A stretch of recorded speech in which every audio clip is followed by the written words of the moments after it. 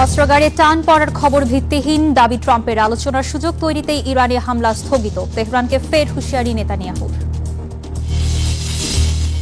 পশ্চিম তীরে ইসরায়েলের দমন অভিযান জোরদার, আটক 70 ফিলিস্তিনি। 2 মসজিদে আগুন, ট্রাম্পের সঙ্গে বৈঠক করতে ওয়াশিংটনের পথে নেতানিয়াহু। এবং যুক্তরাষ্ট্রের ওয়াশিংটনের বাইট অফ সিয়াটল উৎসবে গোলাগুলি, নিহত 3, আহত 4, কারোর অনুসন্ধানে আইনশৃঙ্খলা বাহিনী। স্বাগত গ্লোবাল টাইমে। বিশ্বের নানা প্রান্তের খবর নিয়ে আপনাদের সঙ্গে আছি আমি মেহেরুন্নেসা মেঘলা। দেখছিলেন শিরোনামগুলো। ক্ষেপণাস্ত্র ও গোলাবারুদের মজুদ কমে যাওয়ায় ইরানে হামলা বন্ধ রেখেছে যুক্তরাষ্ট্র। ছড়িয়ে পড়া এই খবরকে পুরোপুরি উড়িয়ে দিলেন ডোনাল্ড ট্রাম্প। মার্কিন প্রেসিডেন্টের দাবি, তাদের কাছে বিপুল পরিমাণ সমরাস্ত্রের মজুদ রয়েছে। কূটনীতিকে সুযোগ দিতেই আপাতত এই বিরতি বলে জানিয়েছে জাতিসংঘে মার্কিন দূত। তবে আলোচনার মাঝেই যুক্তরাষ্ট্রের বিরুদ্ধে বারবার বিশ্বাসঘাতকতার অভিযোগ তুলেছে তেহরান। এদিকে যুক্তরাষ্ট্র সফরের আগে ইরানকে নতুন করে হুঁশিয়ারি দিয়েছেন ইসরায়েলি প্রধানমন্ত্রী বেনিয়ামিন নেতানিয়াহু। গোলাবারুদ কমে আসছে মার্কিন সামরিক বাহিনীর, এমন খবরকে একেবারেই ভিত্তিহীন বলে উড়িয়ে দিলেন ডোনাল্ড ট্রাম্প। মার্কিন প্রেসিডেন্টের জোরালো দাবি, যুক্তরাষ্ট্রের কাছে বর্তমানে প্রয়োজনের চেয়েও কয়েক গুণ বেশি অস্ত্র মজুদ আছে। জাতিসংঘে মার্কিন দূতের মতে মূলত কূটনৈতিক আলোচনার সুযোগ তৈরি করতেই ইরানে হামলা স্থগিত করেছেন ট্রাম্প। ফলস্বরূপ টানা 2 সপ্তাহের সংঘাতের পর এই অঞ্চলে নিজেদের পাল্টা প্রতিশোধমূলক হামলা স্থগিত করেছে তেহরানও।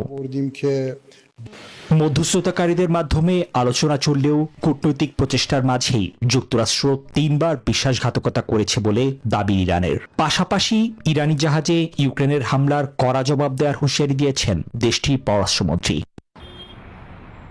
অন্যদিকে নিজের যুক্তরাষ্ট্র সফরের আগে নিউ ইয়র্কের মেয়রের বিরুদ্ধে বিদ্বেষ ছড়ানোর অভিযোগ তুলেছেন ইসরায়েলি প্রধানমন্ত্রী। একই সাথে প্রত্যক্ষ বা পরোক্ষভাবে নতুন কোনো হামলা চালালে ইরানকে চরম মূল্য চুকাতে হবে বলেও সতর্ক করেছেন বেনিয়ামিন নেতানিয়াহু। এরই মাঝে মধ্যপ্রাচ্যে দীর্ঘস্থায়ী শান্তি ফেরাতে এবং চলমান উত্তেজনা কমিয়ে আনতে নিজেদের মধ্যে নিবিড়ভাবে কূটনৈতিক আলোচনা চালিয়ে যাচ্ছে কাতার ও সংযুক্ত আরব আমিরাত। নিবির আমিন, নিউজ 24। অধিকৃত পশ্চিম তীর জুড়ে আবারও তাণ্ডব শুরু করেছে ইসরায়েলি বাহিনী। সন্ত্রাসী নির্মূলের অজুহাতে আটক অন্তত 70 ফিলিস্তিনি। এমনকি আন্তর্জাতিক নিষেধাজ্ঞা উপেক্ষা করে ফিলিস্তিনিদের উচ্ছেদ কার্যক্রম চালাচ্ছে ইহুদিরা। এর মধ্যে 2 মসজিদে আগুন দেওয়ার ঘটনাও ঘটেছে। পোড়া দেয়াল আর ধ্বংসস্তূপে পরিণত হওয়া এ মসজিদই ফিলিস্তিনিদের ওপর চলমান ইসরায়েলি আগ্রাসনের নীরব সাক্ষী। অধিকৃত পশ্চিম তীরে ফিলিস্তিনিদের উপর হামলা চালিয়ে ক্ষান্ত হয়নি দখলদাররা। নাবলুসের কুসরা গ্রামে আর রাহমা ও তুলকারেমের আরেকটি মসজিদে আগুন দেয় অবৈধ বসতি স্থাপনকারী ইহুদিরা। পুড়ে ছাই আসবাবপত্র। ছবিতে দেখা যায় হিব্রু ভাষায় প্রতিশোধ সহ উগ্র নানা স্লোগান সম্মিলিত গ্রাফিতি। এটি একটি ধর্মীয় অপরাধ, এটি নৈতিক অপরাধ। পৃথিবীতে কোনো মানুষ নেই যে কোনো ধর্মীয় স্থানে আগুন লাগায়। অধিকৃত পশ্চিম তীরে ফিলিস্তিনিদের উপর গেল কয়েকদিন ধরে হামলা চালিয়ে যাচ্ছে দখলদাররা। সন্ত্রাসী নির্মূল অভিযানের অজুহাতে অসহায় ফিলিস্তিনিদের আটক করছে ইসরায়েলি সেনাবাহিনী। এমনকি তেল গ্রামের সংঘর্ষে জড়িত থাকার অভিযোগে ফিলিস্তিনিদের ঘর বাড়ি বুলডোজার দিয়ে গুড়িয়ে দিচ্ছে আইডিএফ। জলপাই বাগান ও কৃষি জমিতে আগুন দিয়েছে অবৈধ বসতি স্থাপনকারীরা। এদিকে আন্তর্জাতিক চাপ ও নিষেধাজ্ঞাকে উপেক্ষা করে 750-এরও বেশি নতুন ইউনিট নির্মাণের ঘোষণা দিয়েছে ইসরায়েলের অর্থমন্ত্রী বেজালেল স্মোট্রিচ, যা বাস্তবায়নে মূলত ফিলিস্তিনিদের ওপর এ আগ্রাসন বলে ধারণা অনেকের। এ পরিকল্পনা বাস্তবায়িত হলে হাজার হাজার অতিরিক্ত বসতি স্থাপনকারী পশ্চিম তীরে থাকার সুযোগ পাবে। আফরিন মৌ, নিউজ 24। আন্তর্জাতিক অপরাধ আদালতের গ্রেফতারি পরোয়ানা এবং নিউ ইয়র্কের মেয়র জোহরান মামদানির হুঁশিয়ারি উপেক্ষা করেই জাতিসংঘে ভাষণ দিতে যাওয়ার ঘোষণা দিয়েছেন ইসরায়েলের প্রধানমন্ত্রী বেনিয়ামিন নেতানিয়াহু। কোনো হত্যাকারীকে শহরে ঢুকতে দেওয়া হবে না, মামদানির এমন মন্তব্যের জবাবে নেতানিয়াহু পাল্টা চ্যালেঞ্জ ছুড়ে বলেন তিনি নিউ ইয়র্ক যাবেন এবং জাতিসংঘের অধিবেশনে বক্তব্য রাখবেন। সাম্প্রতিক এক জরিপে দেখা গেছে যুক্তরাষ্ট্রের সাধারণ ইহুদি নাগরিকদের কাছে নেতানিয়াহুর চেয়ে মেয়র মামদানি বেশি জনপ্রিয়। এদিকে ট্রাম্পের সঙ্গে বৈঠক করতে ওয়াশিংটনের পথে নেতানিয়াহু।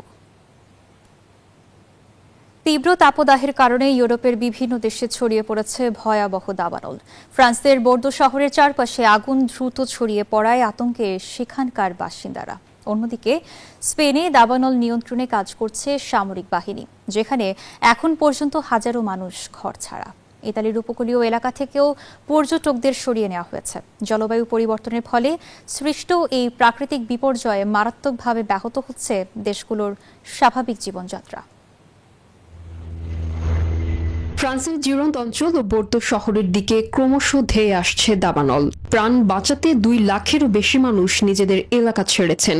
পরিস্থিতি সামাল দিতে জরুরি বৈঠক ডেকেছেন প্রেসিডেন্ট ইমানুয়েল ম্যাক্রো।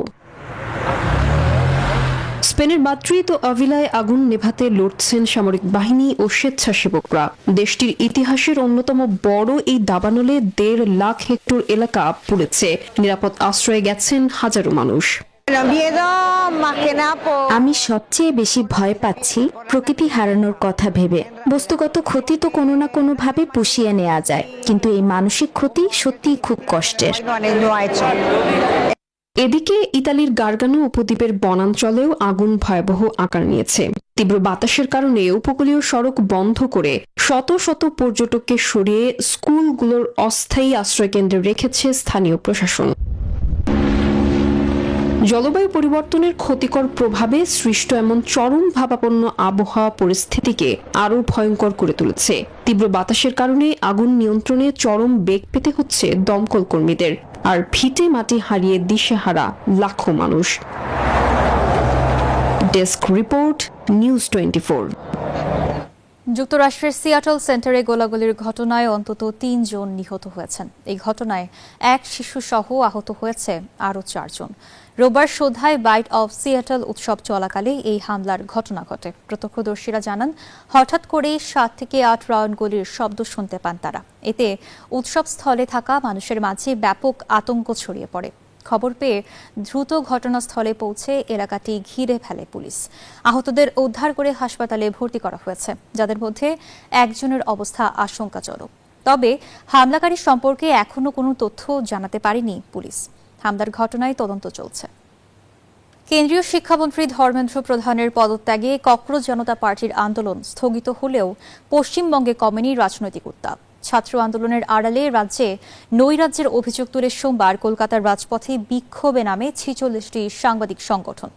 তারা গণতান্ত্রিক পরিবেশ ও সংবাদ মাধ্যমের স্বাধীনতা রক্ষার দাবি জানায়। কর্মসূচিকে কেন্দ্র করে শহরের বিভিন্ন গুরুত্বপূর্ণ সড়কে তীব্র যানজটের সৃষ্টি হয়। এতে চরম ভোগান্তিতে পড়েন সাধারণ মানুষ। 3-4 দিন আগে যে ঘটনাটা ঘটেছে, ককরোচ পার্টির যে মিছিল ডেকেছিল, সেই মিছিলে সুপরিকল্পিতভাবে সাংবাদিকদের উপর নৃশংসভাবে আক্রমণ করা হয়েছে। এইভাবে আন্দোলন করার নাম করে যদি কেউ সাংবাদিকদেরকে এইভাবে নিগৃহীত করে। পরীক্ষার প্রশ্নপত্র ফাঁস রুখতে লোকসভায় সংশোধনী বিল 2026 পেশ করেছেন ভারতের কেন্দ্রীয় মন্ত্রী ডক্টর জিতেন্দ্র সিংহ। মূলত 2024 সালের পাবলিক এক্সামিনেশন আইন সংশোধন করে তুলতেই সোমবার বিলটি উত্থাপন করা হয়েছে বলে দাবি সরকারি দলের। বিলটি উত্থাপনের পরই বিরোধী দলের সদস্যরা স্লোগান আর হট্টগোল শুরু করেন। স্পিকার সদস্যদের হট্টগোল না করে আলোচনায় অংশ নেওয়ার আহ্বান জানান। তিনি জানান, বিলটি নিয়ে বিতর্কে সব দলকেই পর্যাপ্ত সময় দেওয়া হবে। তবুও গোলমাল না থামায় লোকসভার কার্যক্রম দুপুর 2টা পর্যন্ত মুলতবি করা হয়। পরে আবারও স্পিকার বিকেল 5টা পর্যন্ত অধিবেশন মুলতবি ঘোষণা করেন। প্রশ্ন ফাঁস কেলেঙ্কারির পর ভারতের পরীক্ষা ব্যবস্থায় বড় ধরনের সংস্কারের উদ্যোগ নিয়েছে দেশটির ক্ষমতাসীন নরেন্দ্র মোদীর সরকার। ন্যাশনাল টেস্টিং এজেন্সির NTA কাঠামোগত সংস্কার এবং প্রশ্ন ফাঁস ঠেকাতে 6 সদস্যের একটি উচ্চ ক্ষমতা সম্পন্ন টাস্ক ফোর্স গঠন করা হয়েছে। এতে তথ্য প্রযুক্তি, মহাকাশ গবেষণা, গোয়েন্দা সংস্থা, শিক্ষা ও লজিস্টিক্স খাতের শীর্ষ বিশেষজ্ঞদের রাখা হয়েছে।